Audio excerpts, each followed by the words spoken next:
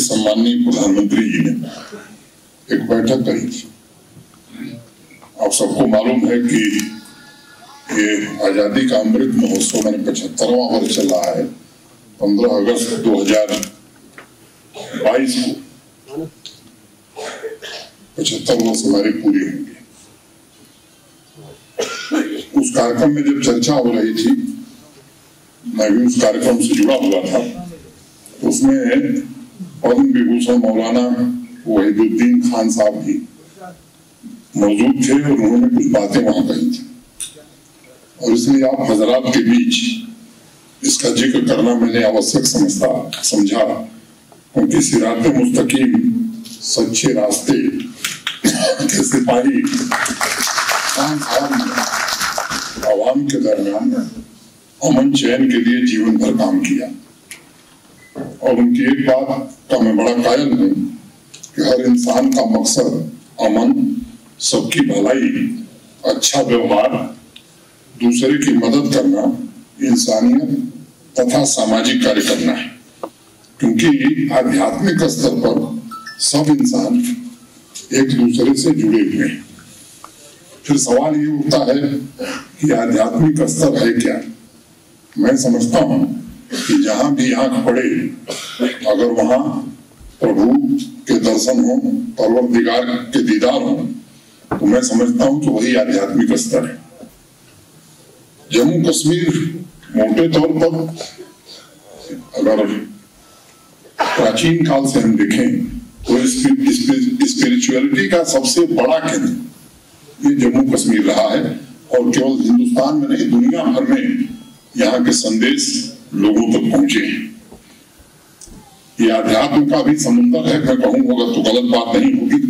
यहाँ की जमीन सदियों से मुझे लगता है कि सूफी दर्शन के लिए, सैविज्म के लिए, बौद्धिज्म के लिए तथा मानवतावाद एवं सहिष्णुता की मिलीजुली संस्कृति के लिए ये पहचान जम्मू कश्मीर की रही है।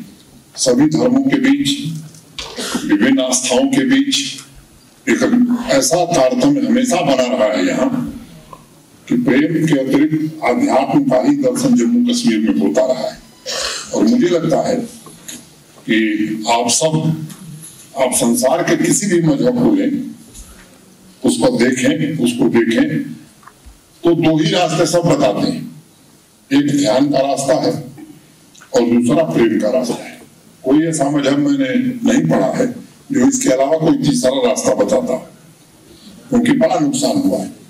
कई परिवारों की पीढ़ियां, मुझे लगता है कि मैं मिला हूं ऐसे कई लोगों से, उनका दर्द जब मैं सुनता हूं तो हार्दिक पीड़ा होती है कि क्या हुआ इनके साथ। अगर किसी भी एक ब्लॉक या जिले में कुछ जगह पर अगर ऐसा हो रहा है तो मुझे लगता है कि हम सब कोशिश करें उस स्थान पर विशेष ध्यान देकर के इस काम को तत्परता से करें। मोटे तौर पर सोच समझ करके वो इंडस्ट्रियल पॉलिसी बनी है और जो इंसेंटिव दिए गए हैं, सामान्य रूप से होता क्या है कि लोग इंडस्ट्री कम लगाते हैं, इंसेंटिव के चक्कर में ज्यादा पड़ते हैं और इसलिए उद्योग लगता नहीं। इस बार कुछ सोच समझ के ऐसा बनाया गया है कि जब तक इंडस्ट्री लगेगी नहीं तब तक इंसेंटिव मिलेगा नहीं। इसलिए सबसे ज्यादा उसमें इंसेंटिव जीएसटी में ही रखा है ताकि वास्तव में इंडस्ट्री लगे।